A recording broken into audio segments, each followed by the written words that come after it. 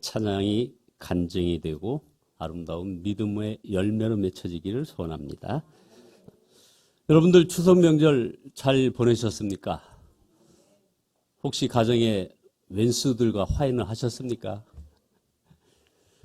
지난주에 어떤 모 방송에서 탐사 보도가 있었습니다.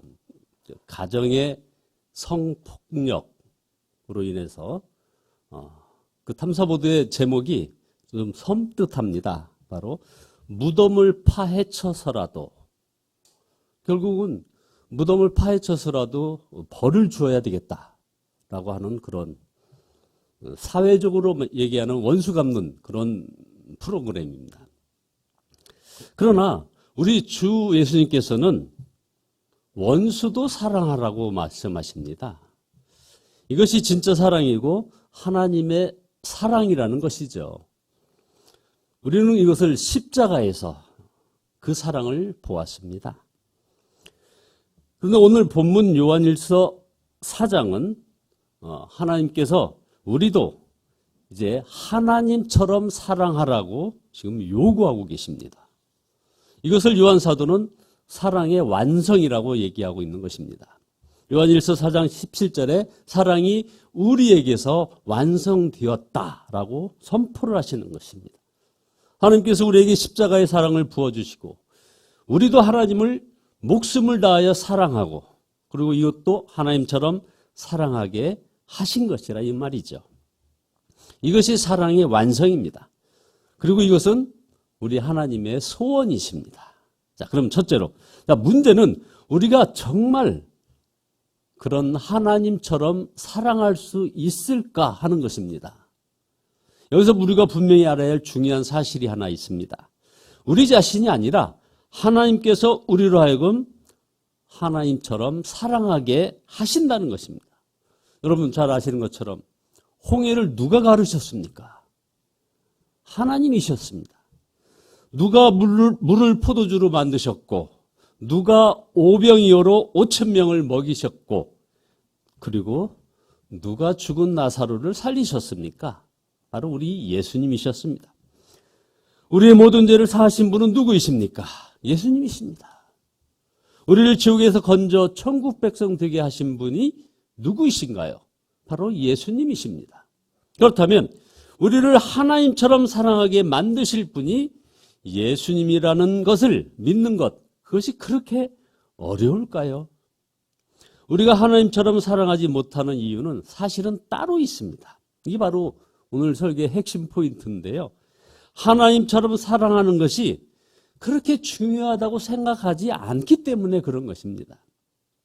우리가 하나님처럼 사랑하는 것이 밥을 먹는 것보다 더 중요하게 여긴다면 하나님처럼 사랑할 수 있습니다. 그것은 하나님이 하시는 일이기 때문이죠. 그러면 지금까지는 왜 그렇게 하지 않으신 것입니까? 하나님께서 안 하신 것이 아니라 못하신 것입니다. 우리가 그렇게 사랑하기를 갈망하지 않았기 때문인 것이죠. 이 부분에서 하나님의 마음이 그 아픔으로 저에게 다가옵니다. 하나님께서 얼마든지 우리가 사랑하도록 하실 수 있지만 우리가 사랑을 갈망하지 않는다면 아무리 하나님이시라도 우리가 사랑하게 하실 수 없는 것입니다. 자, 여러분은 하나님처럼 사랑하기를 마치 밥 먹는 것보다 더 갈망하십니까? 많은 그리스도인들이 그것이 얼마나 중요한지를 모르기 때문에 사실은 갈망하지 않습니다. 사실 우리로서는 그것이 얼마나 중요한지 알 수 없습니다. 죽을 때 가서야 깨닫게 되는 일이기 때문입니다.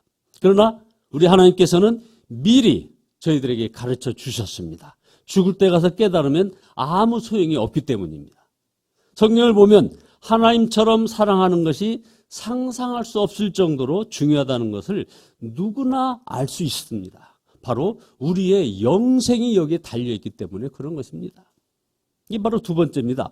하나님처럼 사랑하며 산 자는 심판날에 담대하다고 했습니다. 왜 그럴까요? 영생을 얻었기 때문에 그런 것입니다.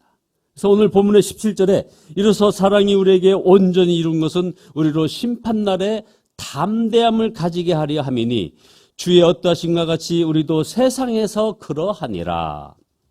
사랑하지 않는 사람은 두려워서 심판날을 견딜 수가 없습니다. 그는 하나님의 자녀가 아닌 것입니다.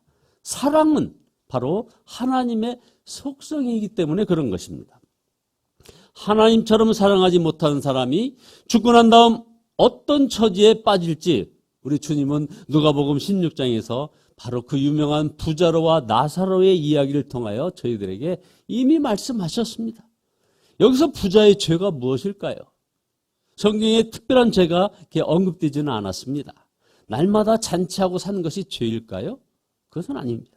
부자의 죄는 하나님처럼 사랑하지 않았다는 것입니다. 부자에게도 사랑이 없었던 것은 물론 아닙니다. 얼마나 간절히 형제들이 지옥에 오지 않게 해달라고 막 간청을 했습니까? 그에게도 사랑은 있었습니다. 그러나 가족이나 형제는 사랑했지만 집 앞에서 굶어 죽어가는 나사로에게는 사랑이 가지 않더라는 것입니다. 이것이 바로 부자의 죄였습니다. 여러분, 심각하게 우리들 자신을 돌아보아야 할 것입니다. 분명한 것은 구원은 믿음으로 받는다는 사실, 이건 분명합니다. 요한사도가 요한복음에서 분명히 믿음으로 영생을 얻는다고 썼습니다. 요한복음 5장 24절에 보면 내가 진실로 진실로 너에게 이르노니 내 말을 듣고 또 나 보내신 이를 믿는 자는 영생을 얻었고 심판에 이르지 아니하니 사망에서 생명으로 옮겼느니라. 아멘. 그런데 이 말은 유대인과 이방인 구별 없이 누구든지 예수님이 구주이심을 믿으면 영생을 얻는 길이 열렸음을 증거하는 것입니다. 그러니까 율법이나 혈통이 아니라 바로 믿음이라는 것이죠. 그래서 요한복음 1장 12절에 보면 영접하는 자, 그 이름을 믿는 자들에게는 하나님의 자녀가 되는 권세를 주셨으니 이는 혈통으로나 육정으로나 사람의 뜻으로 나지 아니하고 오직 하나님께로 난 자들이라. 그런데 여러분, 놀라운 일이 벌어졌습니다. 요한서신에서는 여기에 믿음으로 구원을 얻는다고 하는 이 믿음으로라는 말을 사랑으로 바꿔버렸습니다. 요한일서 3장 14절에 우리는 형제를 사랑함으로 사망에서 옮겨 생명으로 들어간 줄을 알거니와 사랑하지 아니하는 자는 사망에 머무느니라. 무서운 말씀이 기록되고 있습니다. 이 말씀이 왜 나왔을까요? 이것은 거짓말쟁이가 생겼기 때문입니다. 누가 거짓말쟁이라는 걸까요? 예수님을 믿는다면서 자기 형제를 미워하는 자를 거짓말쟁이라고 하는 것입니다.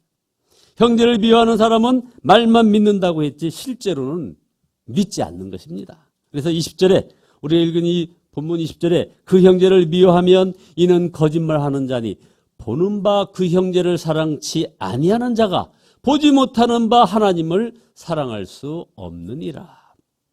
자, 그러므로 우리가 전도할 때는 믿음으로 사망에서 영생으로 옮겼다고 가르쳐야 합니다. 당연하죠. 그러나 우리같이 믿는 자들에게는 사망에서 영생으로 옮겨진 증거, 곧 사랑이 있는지를 확인해야 한다는 것입니다. 이것을 우리가 가르쳐야 됩니다. 이것은 다른 기준이 아닙니다. 요한복음 1장 12절에서 분명히 예수님을 영접하는 것을 믿음이라고 말했기 때문입니다. 예수님을 믿지 않았을 때는 믿고 영접해야 하지만 예수님을 믿은 후에는 예수님이 그 사람 안에 오셔서 그의 삶을 바꾸셨다는 증거가 나와야 하는 것입니다.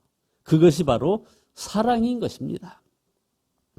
자, 그러면 셋째, 여러분 누군가를 혹시 미워하고 있으십니까?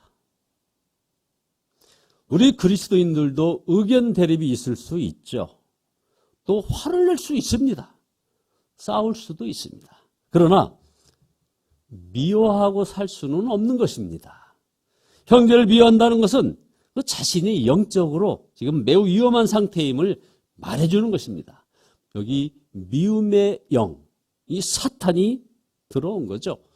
요한일서 3장 15절에 그 형제를 미워하는 자마다 살인한 자니 살인하는 자마다 영생이 그 속에 거하지 아니하는 것을 너희가 아는 바라. 베드로는 사도 바울로부터 공개적으로 책망을 받은 적이 있었습니다.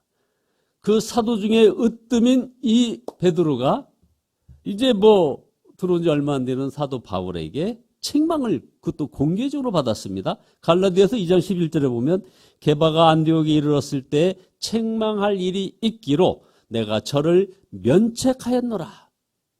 아마 여기서 바울이 베드로를 책망한 중요한 이유는 이 이방인에 대한 열린 마음이 없는 그 자세를 책망했을 것입니다.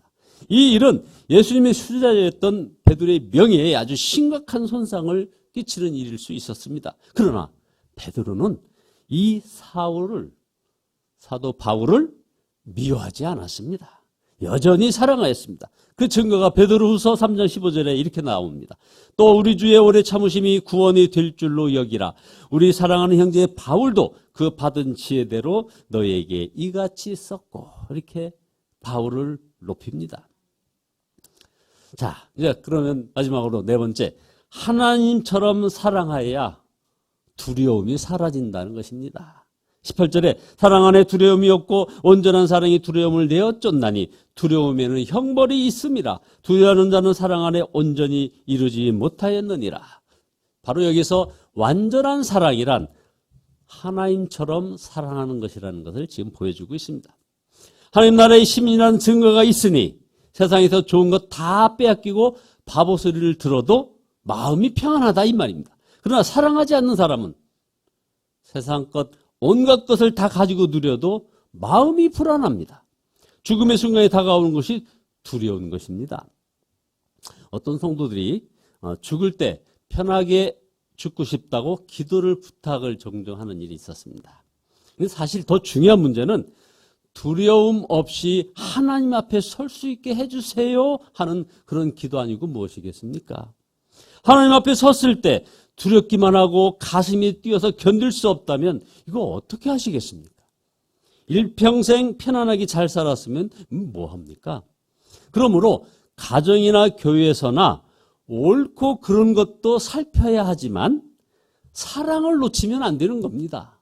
대표적으로 이런 거 아니겠습니까? 단기 선교여행 얼마나 좋습니까? 여기 가는 걸 부모들이 반대합니다. 그래서 부모와 막 싸웠다. 교회 선교회장이 하는 일처리가 좀 상식에 어긋났다. 그래서 그 회장과 막 다투었다. 그리고 절대로 용서하지 않겠다고 했다. 뭐 세례냐 침례냐 하는 것으로 막 논쟁을 하다가 서로 아주 격하게 다투었다. 그래서 갈라졌다. 여러분, 우리가 항상 명심해야 할 것은 언제나 사랑이 제일이며 싸우지 않아도 하나님의 뜻대로 처리할 수 있다는 것을 믿어야 하는 것입니다. 오늘 교회 장로, 권사 등 중직자분들이 있지만 성도들 중에 봉사 열심히 하고 성경을 많이 읽고 기도 열심히 하면 하나님처럼 사랑을 못해도 교회 중직이 될 수 있다고 여기는 그런 경향이 있습니다. 그러나 사도 요한은 예수님이 하신 말씀을 기억하라고 우리에게 권면을 합니다. 요한일서 4장 21절에 우리가 이 계명을 주께 받았나니 하나님을 사랑하는 자는 또한 그 형제를 사랑하느니라. 이런 말씀은 마태복음 22장 37절에서도 우리 예수님이 친히 하신 말씀이고요. 그다음 사도 바울은 고린도전서 13장 2절에서 그 유명한 말씀으로 종교를 짓습니다. 사랑이 없으면 아무것도 아니라. 이처럼 성경에서 하나님처럼 하는 이 사랑이 얼마나 중요한지 말씀하고 있는데도 왜 하나님처럼 사랑해야 한다는 생각이 희미할까요? 천국, 지옥, 심판에 대하여 듣기만 했지 자신의 현실 문제라고 여기지 못하고 있기 때문입니다. 자, 여러분, 이제 마지막으로 우리가 천국을 바라보면 누구나 사랑만 하게 되는 것입니다. 미워하고 원수 맺고 싸우고 살 사람이 한 사람도 없게 됩니다. 우리가 천국을 바라본다면 말입니다. 혹시 여전히 하나님처럼 사랑할 자신이 없어서 여기에 걱정하고 계신 분 계십니까? 아닙니다. 걱정이 웬 말입니까? 오히려 이기적인 저와 여러분을 하나님처럼 사랑하게 하실 주 예수님께 기대를 걸어야 하는 것입니다. 그래서 사랑은 바로 성령의 열매이기 때문에 그런 것입니다. 성령 하나님께서 사랑하게 하신다는 말입니다.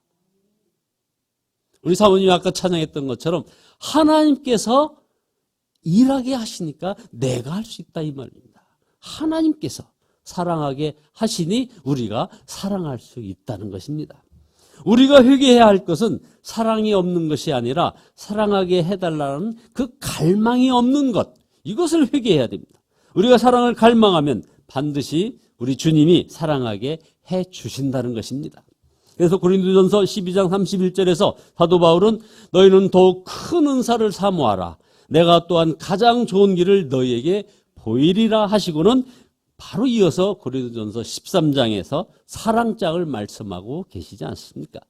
철저히 이기적인 우리가 하나님처럼 사랑할 수 있는 길은 오직 십자가의 주 예수님을 바라보는 것뿐입니다. 바로 예수님입니다. 예수님. 우리가 놀라운 은혜를 받아도 시간이 지나면 다 흐릿해지는 것 같습니다. 처음 십자가 복음을 들었을 때 어떤 사람도 다 용서하고 사랑할 수 있을 것 같았습니다. 제가 1970년대 후반에 CCC에서 대학생 선교에서 전도훈련을 받은 다음에 고등학교 3학년 때입니다. 공부는 안 하고 전도훈련을 받고 서울역에 가서 6명을 사역일을 가지고 전도를 했습니다. 얼마나 기뻤는지요. 그들의 주소까지 다 받아가지고 CCC 본부에 와서 화장실에서 이렇게 막 얼굴을 닦고 있는데 옆에 선배가 딱 저를 보더니 야, 네 얼굴이 왜 이렇게 해같이 빛나니? 그런 적이 엊그제 같은데요. 이제 1년이 지나고 10년이 지나고 30년이 지나면서 달라지더라는 겁니다. 여러분 1만 달란트 우리나라 돈으로 약 지금 시설 한 5조 원 된답니다. 이 탕감받은 자가 어떻게 100데나리온 1000만 원입니다. 이 빚진 자를 용서하지 못할 수 있었을까요? 탕감받은 지 오랜 세월이 흘렀다고 생각해 보면 그걸 좀 이해할 것 같습니다. 그렇지만 영상으로 보는 예수님이 아니라 십자가에서 죽으시고 부활하신 예수님을 직접 바라본다면 어떻겠습니까? 그래서 17절 말씀에 그리스도께서 사신 대로 또한 우리도 이 세상에서 그렇게 살기 때문이라고 했는데 우리가 어떻게 그리스도께서 사신 대로 살 수 있겠느냐 하는 것입니다. 여러분 패션 오브 크라이스트 다 보셨죠? 예수님께서 마리아를 바라보시는 장면을 한번 연상해 보시기 바랍니다. 정말 예수님을 그렇게 바라본다면 어찌 예수님처럼 사랑하며 살지 않을 수 있겠느냐 이겁니다. 십자가 사건은 과거 한 번의 사건이 아니라 우리에게는 매 순간순간의 십자가가 되어야 한다는 것입니다. 어떻게 그렇게 될 수 있습니까? 십자가에 달리신 주 예수님을 온전히 바라보는 자는 그렇게 살게 되는 것입니다. 자, 이제 우리에게는 미움과 판단이 계속해서 일어납니다. 저절로 사랑만 하게 된 사람은 아무도 없습니다. 그래서 온전히 주님만을 바라보자는 것이죠. 그렇습니다. 주님을 바라보는 중에 예수님 안에 거하는 중에만 우리는 사랑할 수 있게 된다는 것입니다. 우리가 왜 나의 자아를 죽이고 예수 그리스도를 살며 온전히 예수님만 바라보고 살아야 한다는 것입니까? 바로 천국과 지옥을 바라보기 때문입니다. 그러면 하나님처럼 사랑하게 되고 그렇게 하나님처럼 사랑하며 살고 싶은 그런 갈망이 우리 속에 일어나게 마련이라 이 말입니다. 하나님의 엄청난 사랑을 받았으면서도 하나님처럼 사랑하지 못하고 또 그렇게 사랑하게 해달라고 구하지도 않는 너무나 위험한 이 모험을 이제는 중단해야 합니다. 여러분, 하나님처럼 사랑하게 하는 것이 바로 영생의 길입니다. 그리고 진정한 축복의 길입니다. 언제 어디서나 담대한 삶을 사는 비결이라 이 말입니다. 우리를 하나님처럼 사랑하게 해주시는 그 주 예수님이 왕이심을 날마다의 삶에서 고백하며 온전히 주 예수님만 바라보고 사시는 저와 여러분 모두 되시기를 예수 그리스도의 이름으로 축원드립니다. 기도하시겠습니다.